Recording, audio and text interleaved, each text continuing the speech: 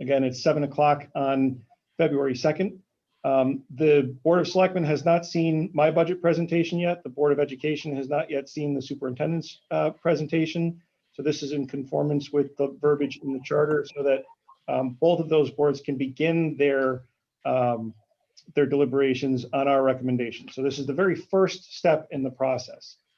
After this, the Board of Selectmen and the Board of Education will separately workshop the recommendations put forward by the superintendent and by myself, and ultimately make recommendations for the Board of Finance for their consideration.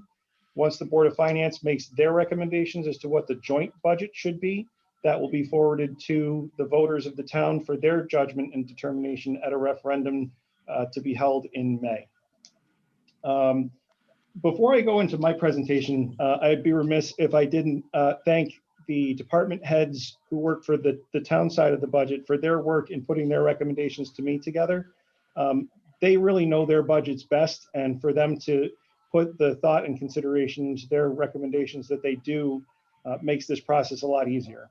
I also want to singularly thank Amy O'Toole for all the work that she provides to both to myself and to the boards of selectmen and the Board of Finance throughout this process. She is absolutely a key piece of the success of the town, and I thank her for her work. So the way this is going to go, because this is a joint public hearing, Christine and I talked about this privately ahead of time, and we agreed that I would go first with my presentation, she would follow with the Board of Ed's presentation, and then we would jointly hear any comment that members of the public wish to address or suggestions or different directions that our respective boards might want to take throughout the process.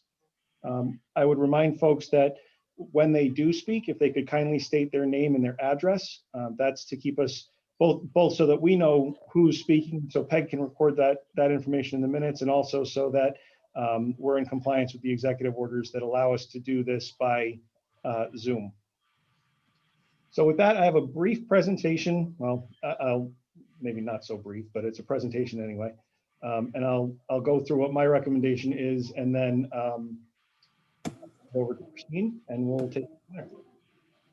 So I'm going to share this. I'm going to do that. I'm going to do. So can everybody see the presentation is not yet loaded? Can everybody see the screen? Giving a thumbs up from Christine, so I'm going to proceed accordingly. Yep. I am pleased to submit my budget recommendation to the Board of Selectmen for their consideration. My budget is requesting a 3.89% increase over the current year's spending. However, that is inclusive of funding for the Broadbrook Fire Department. When funding for the department is removed, my requested budget is an increase of 0.57 over the current year's adopted budget number. As we go through this, I want to make sure people remember that we have 3 bargaining units whose contracts expire on June 30th and will need to be renegotiated. Those are the dispatchers, the clerical, and the supervisors. Because of that, department budgets do not include contract any bargaining. Call from MG. So because there are 3 bargaining units that are out of contract, department budgets do not include contractual obligations for any bargaining unit that's out of contract. Estimates for contractually negotiated increases are included elsewhere in the budget, and they are included in the total percentage increase that I'm requesting. So what I'm projecting for contractual obligations is included in that 3.89 or 0.57 number.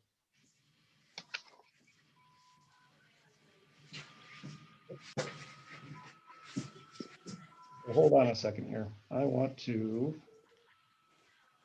give me just 1 second.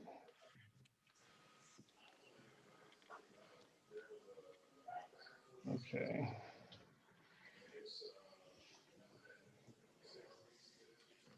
Hang on a second, I'm having a technical issue.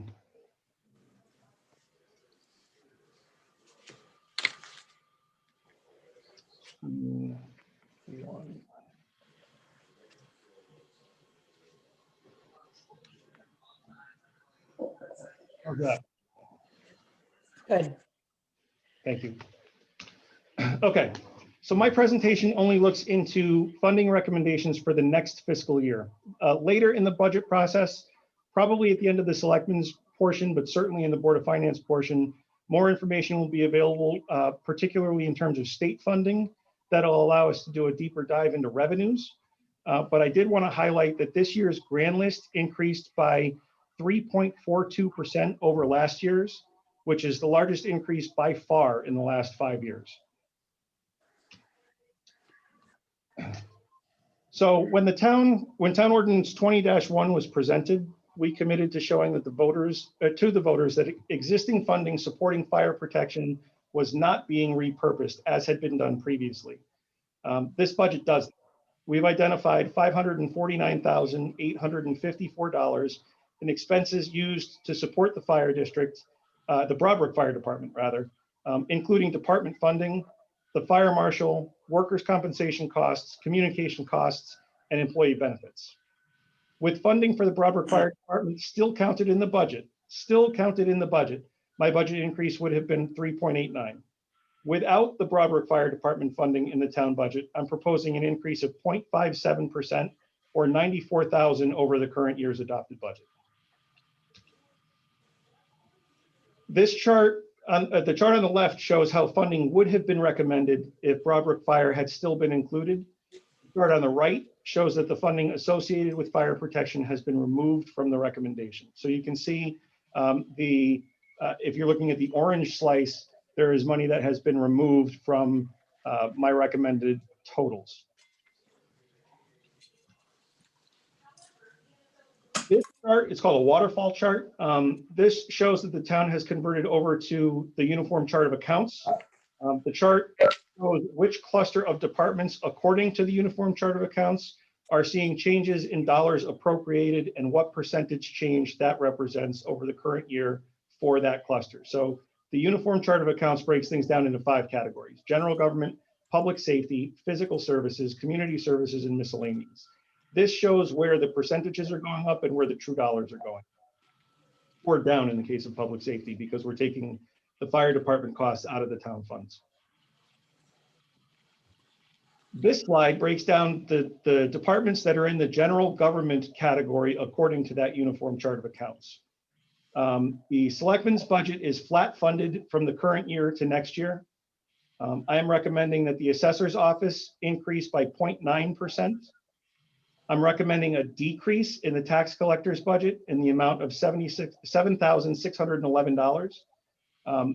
This is funding that had been previously budgeted for a part-time staff position, but I'm recommending repurposing that funding to another department and for another purpose. I'm recommending an increase in the treasurer's office of 0.33%. Amy checked the math on that one, so I'm sure it's right. This year, I'm recommending flat funded legal budget. Again, I'm going to note that there are 3 labor contracts that will be out of contract by the end of the fiscal year, and that they need to be renegotiated, but I am confident that we can do that within the current budgeted amount. I'm recommending activities and fees be increased by 7.48%. The majority of this recommendation is due to increased support for the Cemetery Association, which I'm asking that we support at a level of $25,000 this year, which is a $10,000 increase. The information technology budget is going up by 12.37%. This is driven by inclusion of funds for a cybersecurity audit, increased costs in software licensing to support new state mandates around the police accountability bill, and increases in multiple department hosting fees. I'm recommending that the town clerk funding increase by 1.1%, which is roughly $1,700. Amy Lamb is new to the position, and what we're trying to help her do is to get her budget to become a truer number and less reliant on non-general fund sources. The registrars have asked for a 0.37% increase, although I understand that that may change. I am recommending that the planning department increase by 9.42%. That represents that 9.42% increase is actually repurposed from other departments and is not new money. The funding increase here is my second highest priority and one of the few departments where I'm recommending a significant increase in budget. When I ran for office, I heard loud and clear that this was a department that needed to be rebuilt. It's clearly understood throughout town government, in this department in particular, that our focus needs to be on customer service. We now have 2 new permanent employees that have joined us in recent months that I think will be a very valuable addition to the town in the years moving forward, in our town planner and our new zoning officer.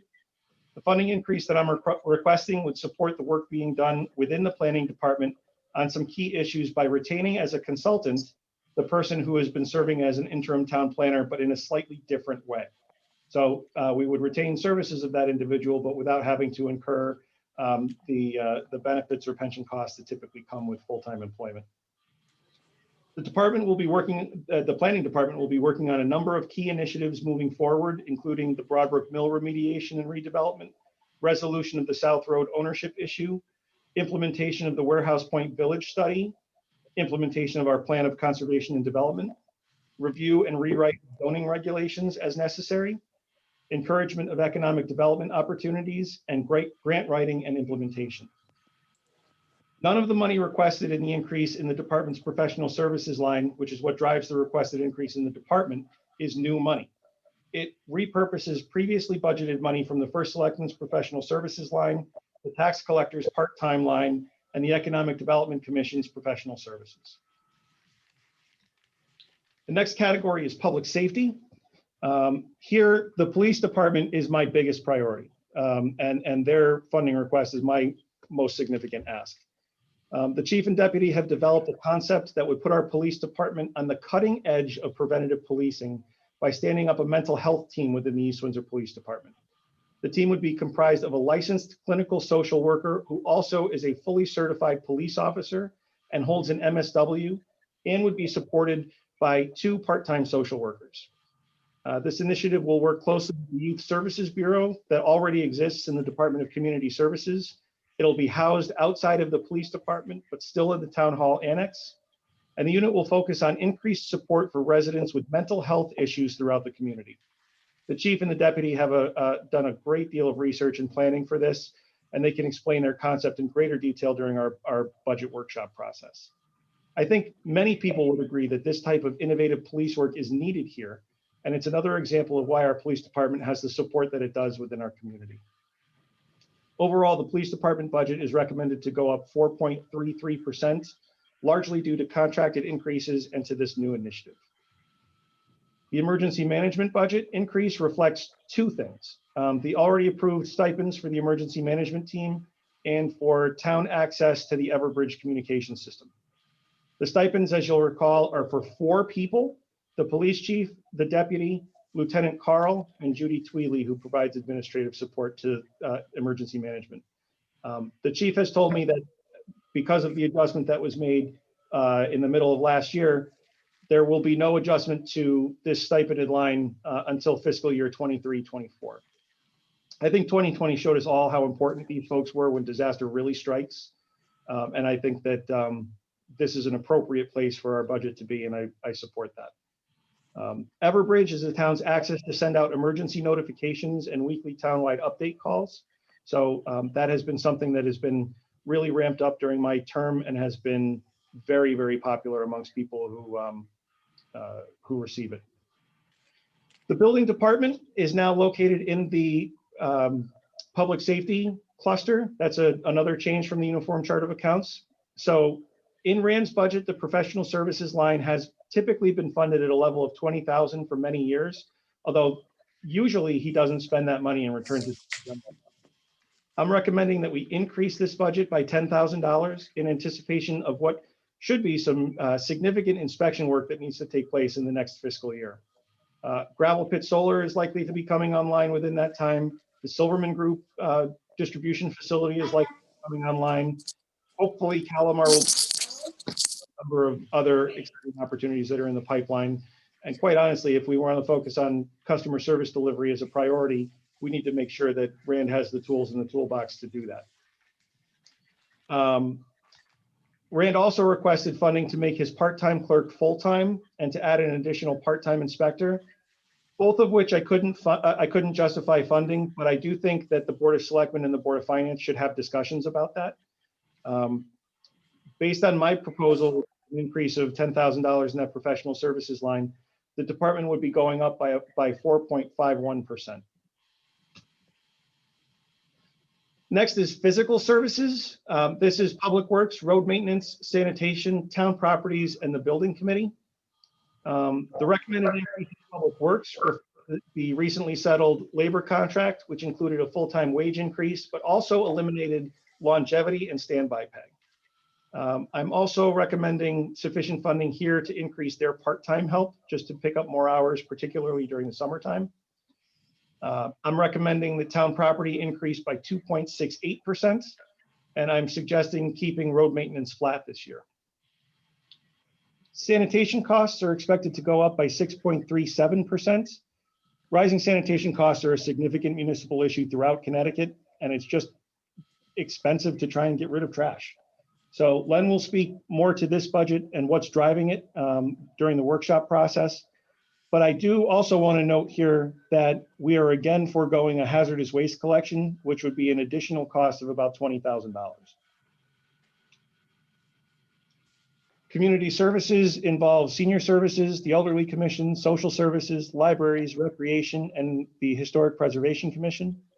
Director Melissa Maltesi is responsible for 3 divisions within our town's community services department.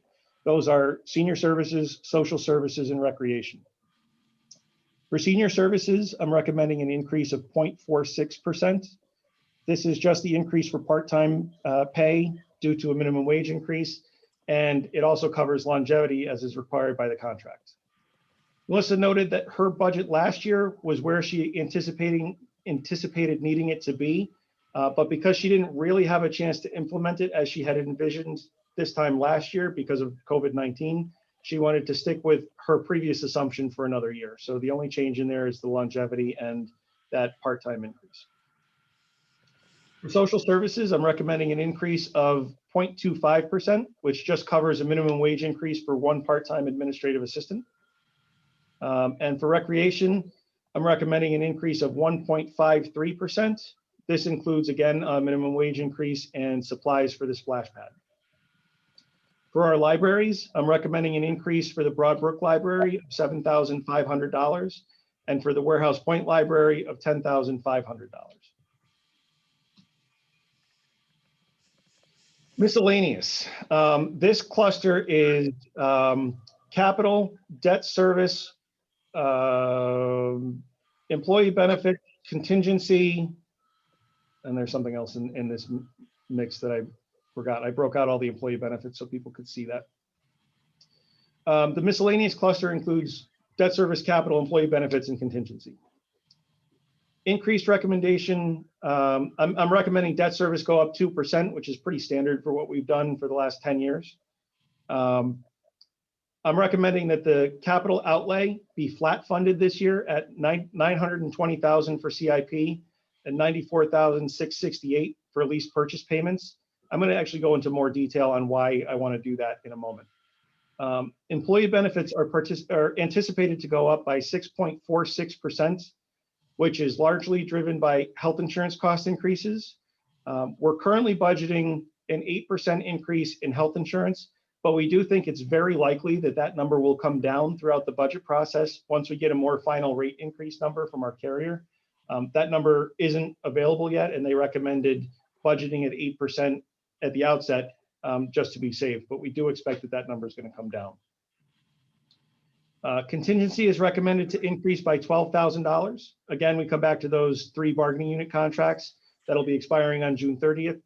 And we also have 2 unaffiliated department heads who are out of contract, so we need to increase the contingency line a little bit to anticipate those costs. So the new initiatives that are included in this budget are the preventative policing social work position, funding for a consultant to help with economic development and grant implementation, additional funding for building department inspection services, and increased support for the town library associations and the cemetery association. Opportunities that should be considered but aren't really included in here, I'm again going to point out hazardous waste collection, the staffing level in the building department. I think we need to have a real conversation about the future of the Youth Service Bureau and where we're going with that. And the town property line, there is a need to replace the HVAC system at the senior center. So we should consider addressing that concern as well. This is the last piece. The fund balance, the town is in excess of our fund balance cap by more than $3.5 million. I am recommending that the boards of Selectmen and Finance approve an added appropriation in the amount of $3.5 million to pay down existing debt. This would likely be used to pay down one of the North Road sewer expansion loans and our existing lease purchases on the town hall HVAC system and 2 DPW trucks. This would also pre-fund debt service payments on some existing bonded projects that aren't callable yet. By doing this and approving this $3.5 million added appropriation, it would prevent the town from incurring $750,000 in interest. That's interest we would never have to incur. We can save the taxpayers $750,000 by doing this. And it would allow us to increase our bond capacity 5 years ahead of schedule. If approved, this would still leave us above the policy goal established in the town's fund balance policy. And it's my hope that this added appropriation will be a ballot question on our first budget referendum in May. So that concludes my presentation.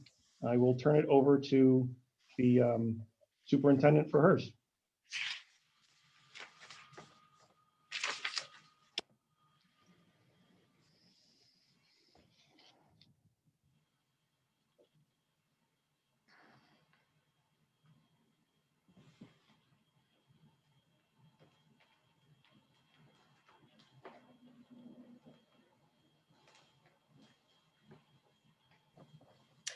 Thank you. Sorry, I muted myself for your presentation and didn't unmute for my own.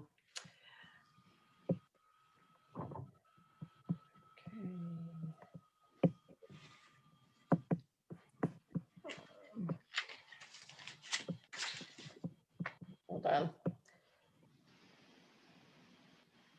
Okay, sorry, I'm having some issues getting back into the meeting.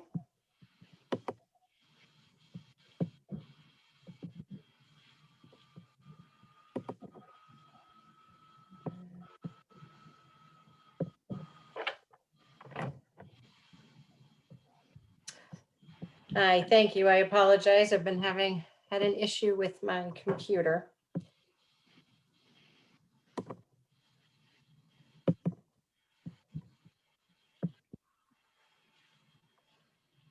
Okay, good evening. I'm Christine DeBarge, Superintendent of Schools, and I am here to present what's referred to as the Superintendent's Budget. What that means is that the department heads within the school department and I worked together to create the initial version of what will eventually become, after some modification, the Board of Education budget. But at this point, it is the superintendent's recommendation. When we developed the superintendent's budget, many of the things that we take into account include state and federal mandates, especially things such as special education. We take into account contractual obligations such as collective bargaining agreements or service contracts that we have entered into, insurance, variety of mandates that help us to make the district run. So I will outline some of those as I discuss the budget. So two of the pieces that led us to prioritize some of the items that are in our budget are the current strategic plan, which is due for review this year, was from 2016 to 2021 and had 5 priority areas.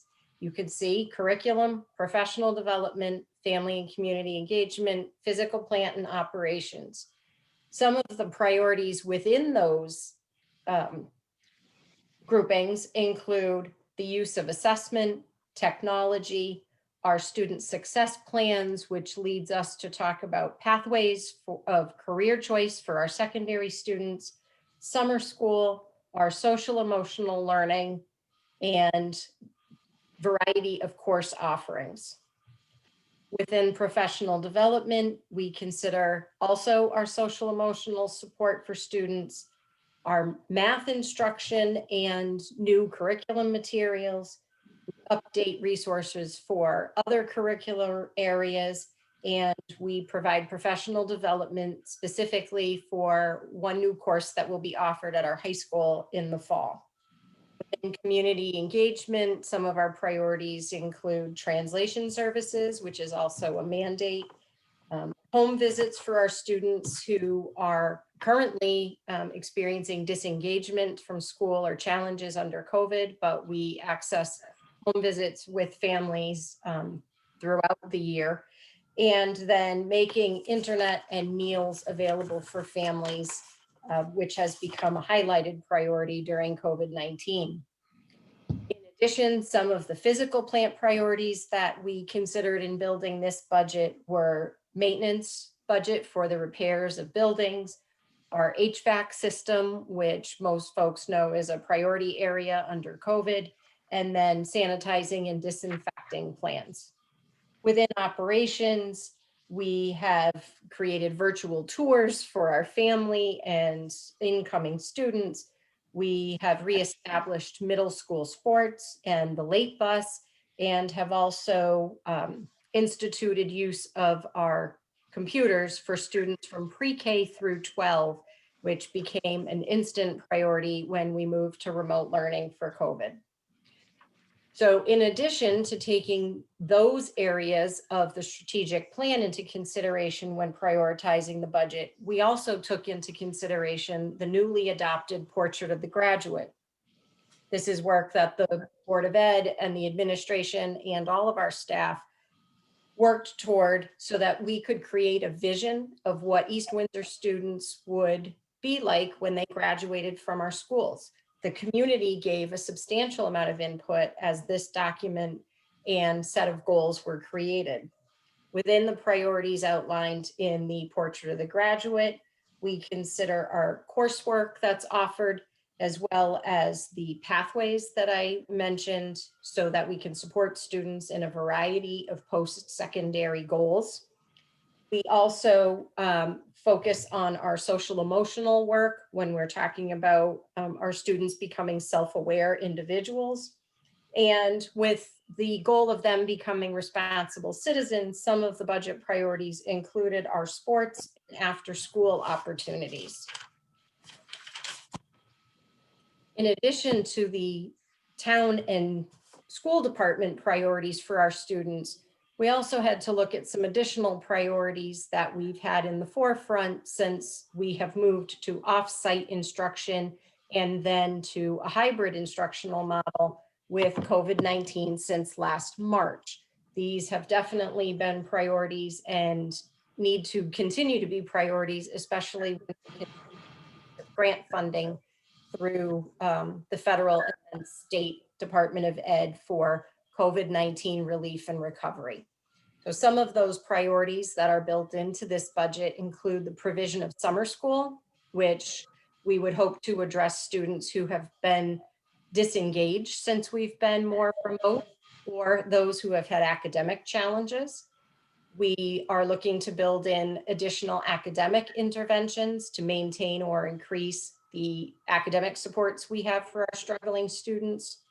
We have maintained middle and high school athletics because we are seeing, although we knew that items that increase student engagement with the school community were important since COVID, we have had that highlighted. And so we would like to support events and activities that encourage student engagement with the school community, as well, of course, as their physical health at a time when most people are less active because they're going out less. We also need to prioritize technology. As I mentioned, we have moved to having students in preschool through grade 12 taking our district laptops home for instruction, which has been a wonderful change for instruction, but a challenge in terms of the health of our laptops. So we will need to maintain or replace technology hardware that has been broken or lost during remote learning. So again, some of these priorities were considered when we created the superintendent's budget. And finally, the State Department of Education has also outlined some priorities that school districts need to take into consideration. School safety, meaning PPE and disinfecting and sanitizing, as well as the social emotional well-being. They are wanting districts to look at the whole student. So we look at physical health, mental health, and academic services. Also looking to support remote learning for students, as well as staff development related to supporting students who are remote, addressing needs that are created due to learning loss, which I outlined would be related to summer school and increasing academic interventions. And then finally, school facility repairs and improvements to reduce the risk of the virus. We have been cleaning and disinfecting, as well as making repairs to our buildings and doing some fairly significant work with our HVAC system to ensure that we meet the requirements for HVAC under COVID. So all of these priorities, from the strategic plan to the portrait of the graduate, additional priorities that have been highlighted since we have been experiencing challenges with COVID-19, as well as the Department of Education priorities, were all at the top of our list when we created the proposed FY22 superintendent's budget. Some notable changes within the superintendent's budget. Previously, we had a math tutor position that was included in the budget. Unfortunately, it has been challenging to fill that position during this school year, but we are requesting a change from a tutor position to that of a certified math teacher, which will allow us to better meet the needs of our students who have experienced such academic challenge during the past year. We are also looking to increase the time for our family and consumer science teacher.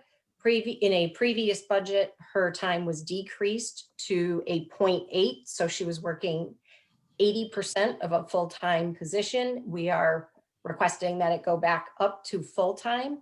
That subject area has had a fairly significant increase in course requests, and increasing that position also supports our work in providing increased pathways for students to explore post-secondary career goals. Finally, we have included a PPT facilitator. PPT is Planning and Placement Team, which is an acronym for our special education mandated meetings. This position would allow us to ensure that we are addressing the needs of students and families who access special education services, and to help continue developing and modifying our special education programs throughout the upcoming year. We have done a very good job in terms of monitoring due dates and other federally and state mandated timelines, but this position really would be required to allow us to continue that. And we expect an increase in PPT requests as students continue to be remote for longer and experience greater academic challenges. Some of the priorities that we maintained in the superintendent's budget for FY22. Middle school and high school sports, which I spoke to how important those were previously for community engagement and physical health of students. We also have maintained all of our social workers, which are critical for the priority of social emotional support for all of our students in this time. Our interventionists, those that are in the budget, we have maintained in the budget. Nursing staff, which I think we all know how critical the nursing staff has been during a pandemic. And then we maintain the light bus, which will allow our students to access additional resources and after-school activities. So those are things that we believe are priorities for the academic needs, the sense of belonging, the health and social emotional needs of all of our students. So certainly all of these were programs or services that we identified as being critical prior to the pandemic, and those needs have been even more highlighted during the past year. So the summary of the superintendent's budget request. We look at the Board of Ed budget in two separate ways. One is what we refer to as the all funds budget. That takes into account the local appropriation as well as all of our grant and other revenue sources. When we look at the all funds budget, the request is 5%. However, our projected revenue is just under $3 million. So what that converts to is a requested increase to the local appropriation of $920,420, or a 3.73% increase. The difference between the requested increase in the local budget and the requested increase overall would be filled by grants and other revenue. So, excuse me, what makes up the increase? So that's 3.73% increase is vast majority made up of salaries. The Board of Education is a people-run organization, and our greatest expense, whether it is salaries or benefits combined, that is a substantial portion of the Board of Ed budget. So it makes sense that increases in that area would be reflected as the greatest percent increase. So about 63% of that 3.73 is reflected in salaries. About 14% is benefits and insurance. As Jason previously mentioned, right now we are budgeting an 8% increase, although the hope is that that will decrease slightly as we go through the budget process. Contracted services, which includes things such as special education services, our buses, that is an increase. It is 6% of the increase. I apologize, transportation is a separate 6% of the increase, although I am pleased to say overall there is a decrease in our transportation spending, specifically our special education transportation. Special education tuitions primarily are 6% of the increase. Supplies across the district, academic, maintenance supplies, health supplies are approximately 2% of our increase, and the utilities is also about 2% of that 3.73% increase. So thank you for your continued support of our students and staff, and that has never been more clear as it has been since March of last year, and it is appreciated by all of the staff in the district. Oh, Thank you. that is the superintendent's budget.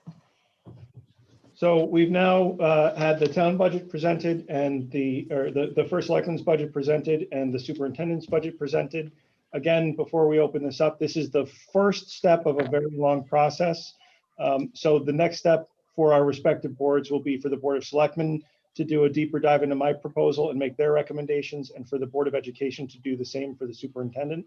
But that said, we want public feedback on the directions that we've laid out or the directions that people think we ought to be going. So with that, I would ask if there's any public comments. There are multiple pages of people on this page. So if you could kindly, we'll try and maintain order. If you could just unmute yourself and say your name and address, we'll see if we can do that. Otherwise, I'll try and call on people as possible. Are there any comments from members of the public? I see Mrs. Spielberg. It would be helpful if you turn your camera on too. Have I turned what on? Yes, you have. You're all set, ma'am. Thank you. Okay. Yes, Elise Spielberg, 244 Rice Street.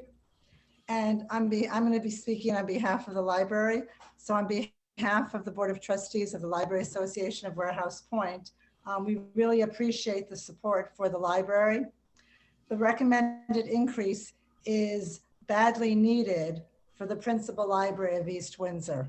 So as we know, the Warehouse Point Library is the principal library of East Windsor. So we are always looking to improve the services and the collections and the activities we can offer to the public and to the residents of East Windsor.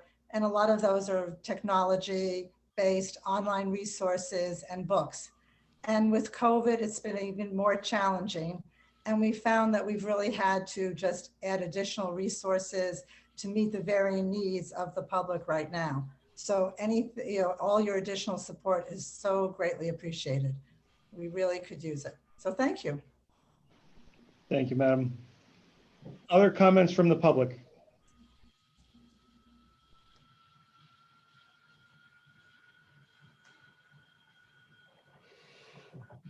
Are there any other comments from the public? Don't see any hands raised, Jason. So Selectman D'Souza.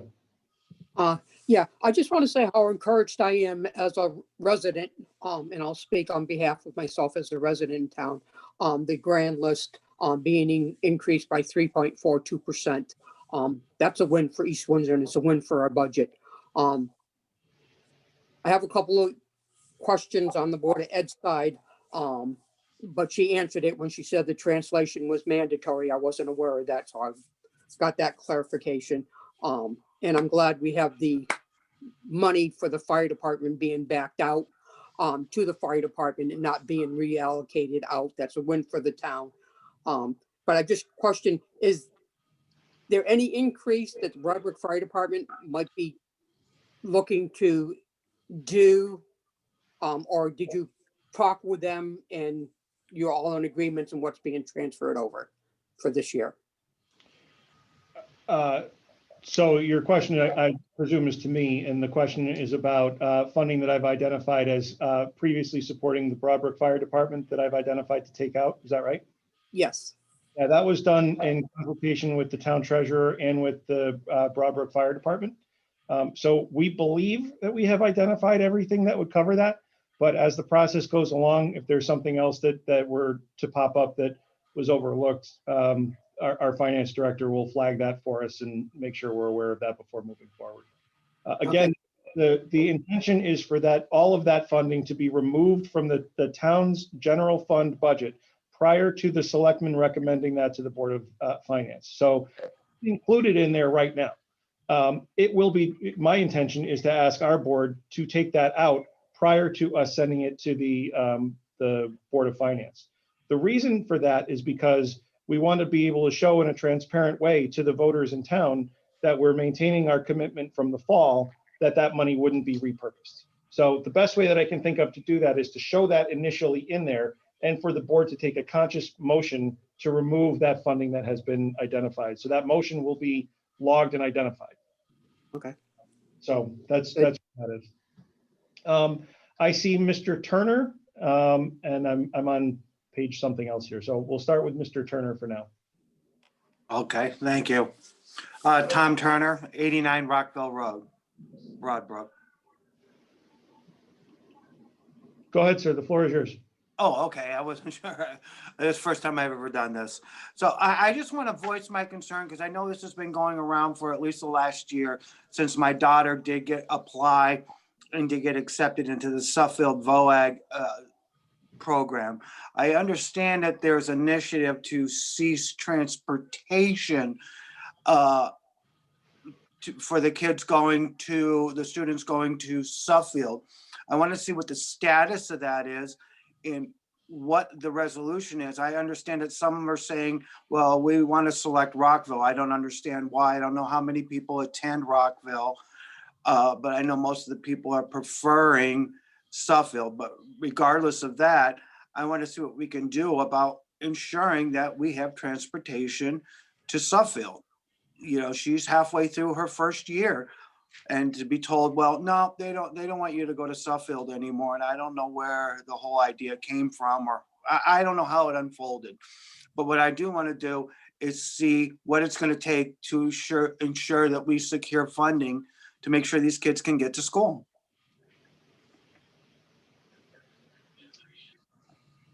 Thank you, sir. Dr. DeBarge, is that funding in the budget?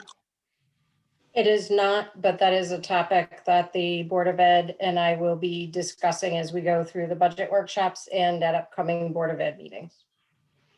Thank you. I see Joe Chasen followed by Hollis Burt. Thanks, Jay. I'll make it quick because I know there's residents that have commentary. There's a question for Christine. Christine, I'm wondering, and I'm sure you guys will discuss it at future meetings, but has it been difficult for you to come up with a proposed budget, I should say, knowing that the unknowns of COVID? Joe, I think as you've covered Board of Ed budgets before, there's a lot of unknowns in Board of Education budgets.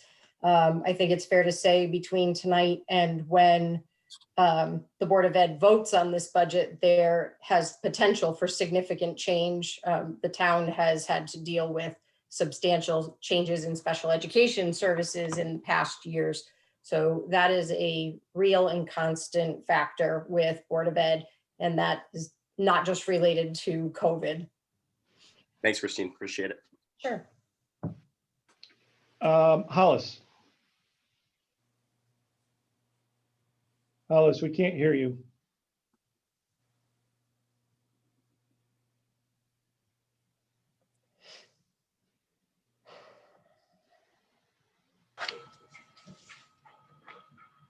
So Hollis, you want to try again? Maybe I'll move on to somebody else and come back to you. Okay. Are there any other comments to come before the public hearing for either the town or the superintendent's budget? There's a question in the chat, Jay. Yeah, that one was answered, but the question was from Jennifer Brooks asking the same question about transportation funding for Suffield VOAG. I was going to flag that, but since Dr. DeBarge addressed Mr. Turner's question, I thought that resolved. Hollis, I'm going to try and unmute you now.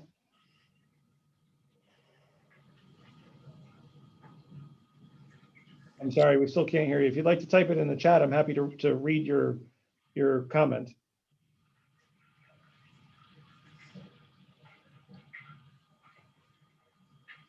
In the meantime, Mrs. Malarkey.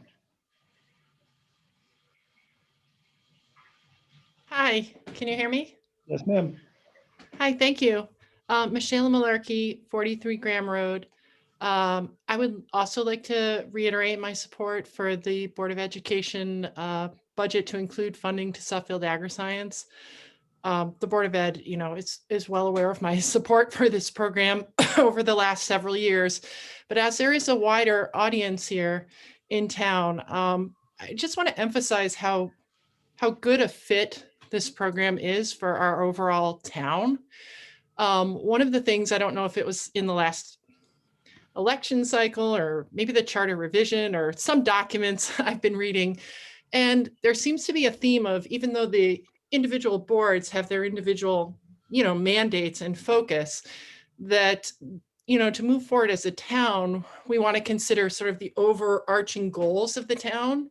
And one of the themes that's clearly apparent in our town is not only a historical respect for our agricultural roots, but I give the town a lot of credit for being very forward thinking about agriculture and not relegating it to just some sort of, quaint something of yesterday. So, there's a lot of kids in town from East Windsor who are attending Suffield AgriScience, and they're going there because they're interested in agriculture, and they are the future, and it is forward thinking to support them.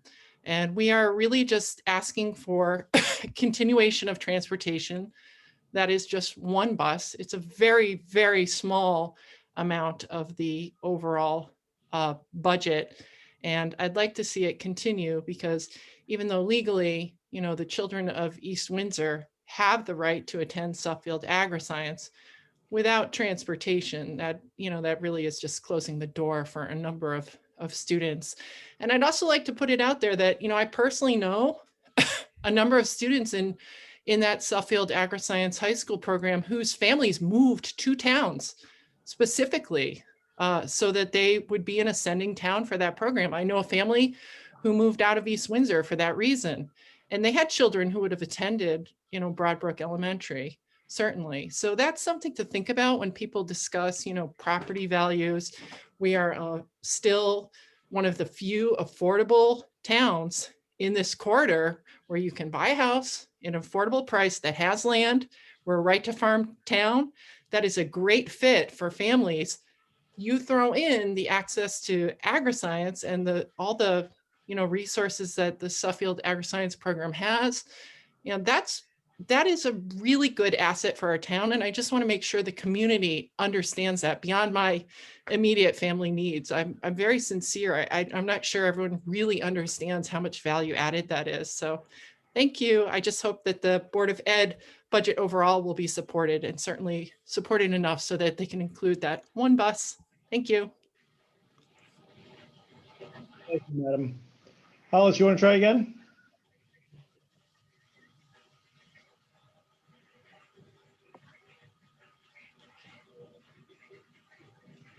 Jason, that's my son, so I'll just drag him into my room, okay?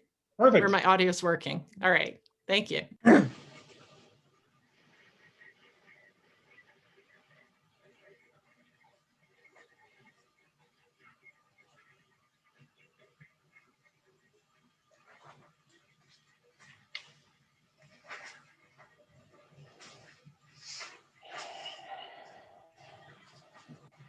Hollis, good evening.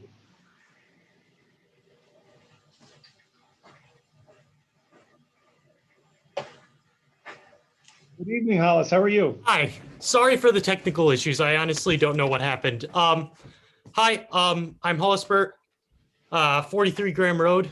I am part of the first group of kids that of East Windsor kids that attended Suffield Regional Agri-Science program. I am a senior now. I am graduating next year.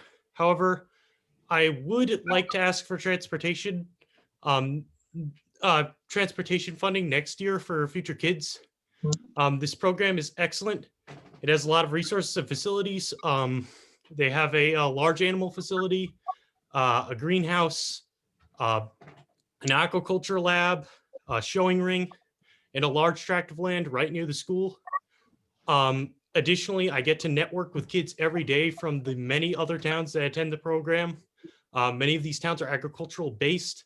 So every day I go to school, I am literally networking with the farmers of tomorrow. If we do not provide transportation for simply one bus, it's not going to be equitable. Only families who have the resources to ferry their kids from Suffield day to day will be able to attend the program. And that is not fair. That is not equitable. So I would just like to ask for funding for just one bus so other kids will have this excellent opportunity. Thank you very much. Thank you, sir. Other comments for either my presentation or Dr. DeBarge's presentation? Jason, Yes. Noreen Farmer, 247 South Water Street. Noreen. I'm hoping you can touch on the capital improvement portion a bit. There's no increase at all from last year, yet the capital improvement committee had asked for another $530,000. And I know it hasn't gone up for a few years. Are there projects that we're delaying that are becoming a problem? Or why no increase?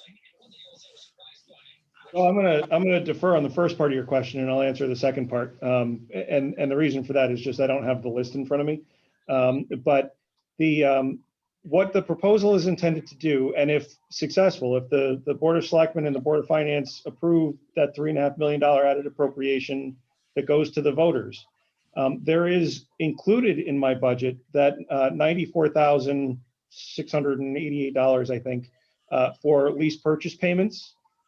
That could then be repurposed within that same department for additional capital purchases. And what that would mean effectively is in our capital outlay, there would be roughly a 10% increase in that without raising the department budget at all.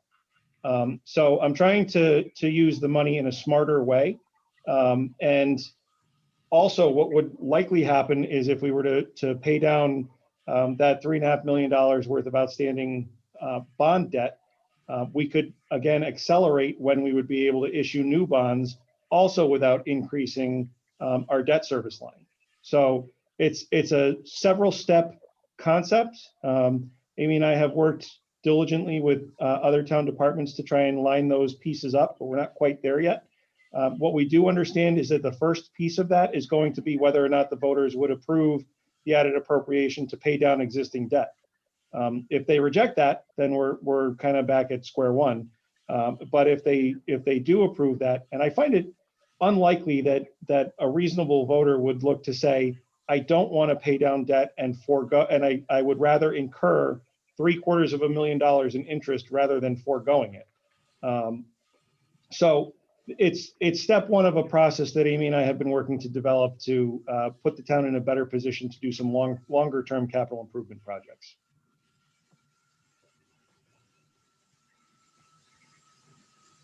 Other questions or comments from members of the public?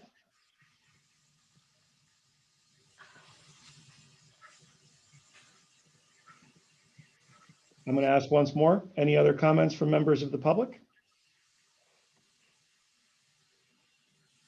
Hearing none, as I said, I think twice now, the next step of this is going to be the workshop process. I understand the Board of Education begins that process tonight.